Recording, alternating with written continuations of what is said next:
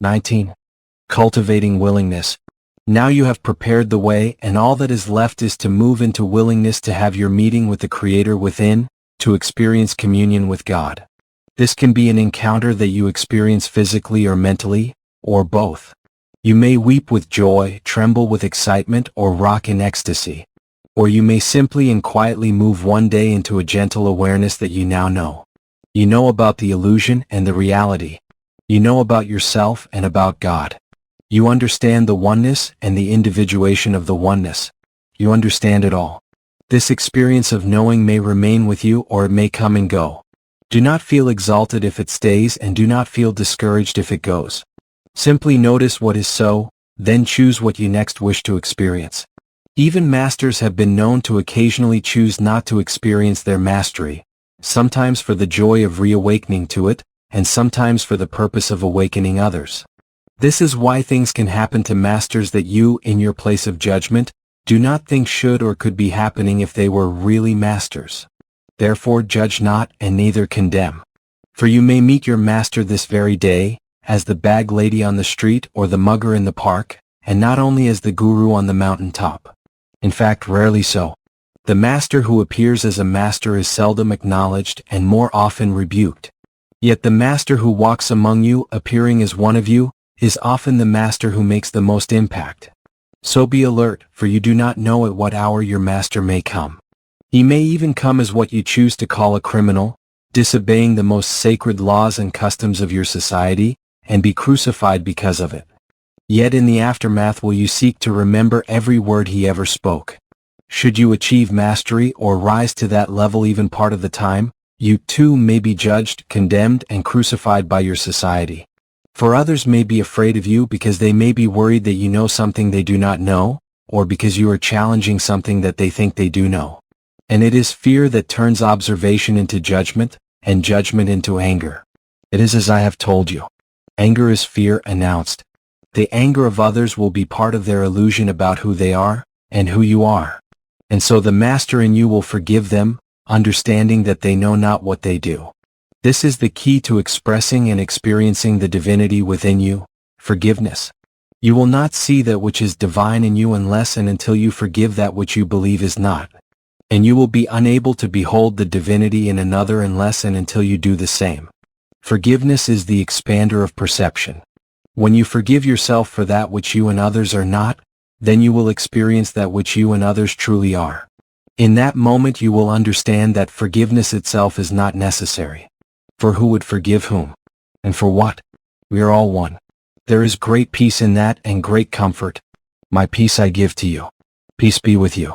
Forgiveness is just another word for peace in the language of the soul. This is something that you deeply understand when you awaken from the dream of your imagined reality. Your moment of awakening can come to you at any time, and through any person. Therefore, honor all times and all people, for the moment of your deliverance may be at hand. It will be your deliverance from the illusions, the moment when you can be with it but not within it. There will be more than one such moment in your life. Indeed, your life has been created to bring you just such moments. These are your moments of grace, when clarity and wisdom, love and understanding, guidance and insight are brought to you and through you. These moments of grace change your life forever and often the lives of others as well. Just such a moment of grace brought you to this book.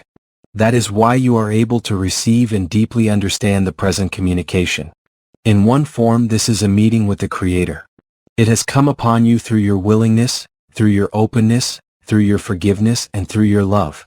Your love of self, your love of others, and your love of life. And yes, your love of me. It is love of God that brings God to you. It is love of self that brings awareness of that part of self which is God, and therefore knows that God does not come to you but through you. For God is never apart from you but is always a part of you. The Creator is not separate from the created. The lover is not separate from the beloved. That is not the nature of love, and that is not the nature of God. Nor is it the nature of you. You are separate from nothing and no one, least of all God. You have known this from the beginning. You have understood this always. Now, at last, you are giving yourself permission to experience it, to have a true moment of grace, to be in communion with God. What is it like to be in a state of such communion? If you are even at the edges of that experience now, you already know the answer. If you have made that connection only momentarily in meditation, you already know the answer. If you have experienced the incredible high of the most exhilarating physical experience, you already know the answer. In a state of communion with God, you will temporarily lose all sense of individual identity.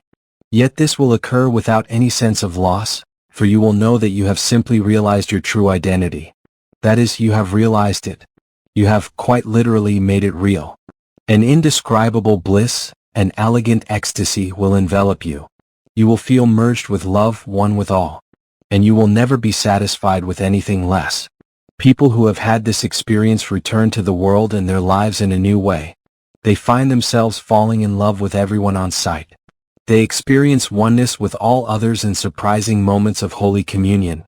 A heightened awareness and deep appreciation of nature can bring them to unexpected tears of joy at the slightest provocation. And a new clarity about everything they are seeing in the world around them can render them transformed. They often begin moving more slowly, talking more softly, acting more gently. These and other changes may last for several hours or several days, several months or several years, or for a lifetime. The length of the experience is purely the individual's choice. It will fade of its own accord if it is not renewed. Just as the brightness of a light fades the farther one moves away from it, the bliss of oneness fades the longer one has been away. To stay in the light, one must remain close to it. To stay in the bliss, one must do the same. That is why you are urged, while living with your present illusion, to do whatever else it takes. Meditate, exercise, pray, read, write, listen to music, whatever you find that works, to ignite your awareness daily. Then you will be in the holy place of the Most High. And you will feel high and think highly of yourself and of others and of all of life.